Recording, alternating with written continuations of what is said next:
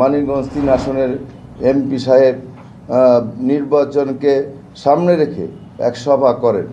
এই সভায় তিনি আপত্তিজনক ও সাম্প্রদায়িক উস্কানিমূলক বক্তব্য তুলে ধরেন।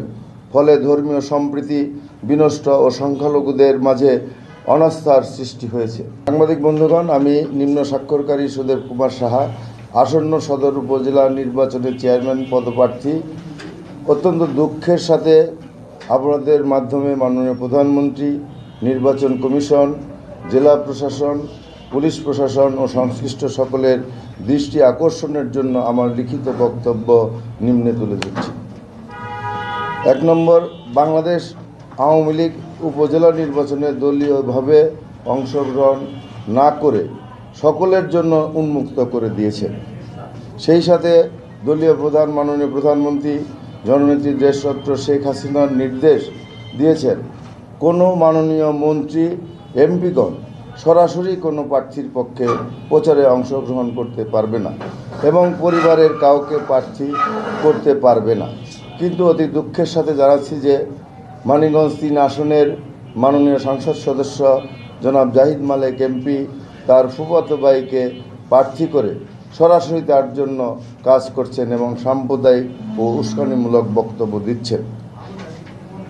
উপজেলা নির্বাচনে কোনো মাননীয় মন্ত্রী ও মাননীয় এমপিগণ কোনো প্রভাব বিস্তার করতে পারবে না মর্মে আওয়ামী লীগ সভানেত্রী জননেত্রী শেখ হাসিনার নির্দেশ অমান্য করে মাননীয় 3 আসনের মাননীয় সংসদ সদস্য ও সাবেক স্বাস্থ্যমন্ত্রী জনাব জাহিদ মালেক এমপি প্রতিনিয়ত দলের বিভিন্ন ফোরামকে ডেকে সদর উপজেলা নির্বাচনে তার ফুফাতো ভাইয়ের জনাব ইসরাফিল হোসেনের জন্য পক্ষে কৌশলে প্রভাব বিস্তার করছে।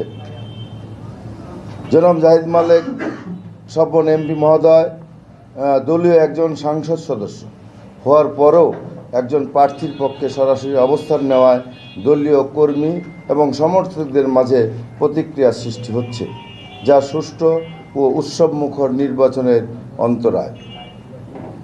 গত 6 মে সোমবার সকাল 10টা থেকে 12টা প্রায় শুভ্র সেন্টারে গড়পাড়ায় মানিকগঞ্জ সদর উপজেলার সম্মানিত ইমাম মুয়াজ্জেম, মাদ্রাসার শিক্ষক ও প্রিন্সিপাল মহোদয়দের নিয়ে মানিকগঞ্জ 3 আসনের এমপি সাহেব নির্বাচনকে সামনে রেখে এক সভা করেন।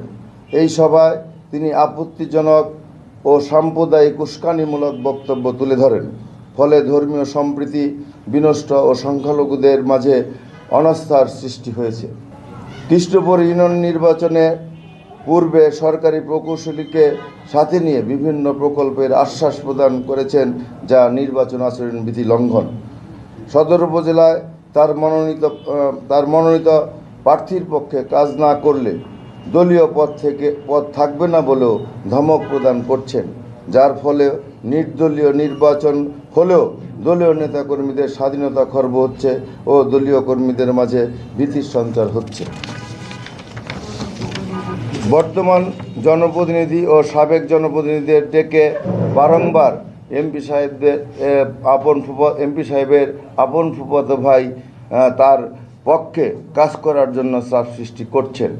জনপ্রতিনিধিরা অসহায় বোধ করছেন।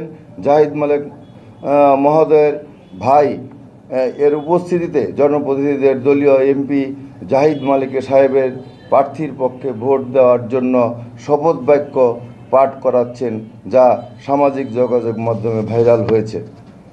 যে সকল মাদ্রাসা শিক্ষকবৃন্দদের নির্বাচনের দায়িত্ব পালন করবেন তাদেরকে এমপি মহোদয় জনাব ইসরাফিল সাহেবের পক্ষে কাজ করার জন্য বলেছেন, এটিও সামাজিক যোগাযোগ মাধ্যমে ভাইরাল।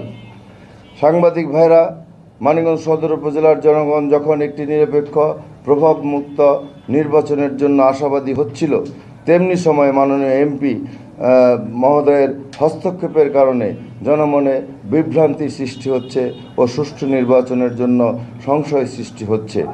আমি আমার দলের নিকট, প্রশাসনের নিকট সবিনয় অনুরোধ করছি, দলীয় মাননীয় সংসদ সদস্য হিসেবে কোনো প্রার্থীর পক্ষে হস্তক্ষেপ না করার জন্য।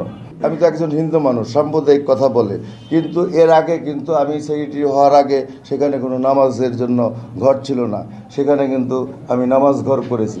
অতএব সাম্প্রদায়িক সম্প্রীতির যে বিষয়গুলো সেগুলো কিন্তু আমার ব্যাপারে মানায় না। আমি সব জায়গায় যাই, সব কিছুই করি। আর যে ব্যক্তিগত নির্বাচনকে সামনে রেখে ব্যক্তিগত আক্রোশমূলক কথাবার্তা, সেগুলো আসলেই একজন মাননীয় সংসদ সদস্যের মুখ থেকে মানায় না কিনা, এটাই আমার মানিকগঞ্জ সদর উপজেলাবাসীর কাছে আমি আহ্বান জানাচ্ছি। আমি বিশ্বাস করি এই সকল কিছু উপেক্ষা করে মানিকগঞ্জ সদর উপজেলার জনগণ ঐক্যবদ্ধভাবে এই সকল যে প্রতিহিংসামূলক বক্তব্য এবং ব্যক্তিগত আক্রোশমূলক বক্তব্যের জবাব সেদিন আগামী 29 তারিখে ব্যালটের মাধ্যমে মানিকগঞ্জবাসী দেবে, এটা আমার প্রত্যাশা।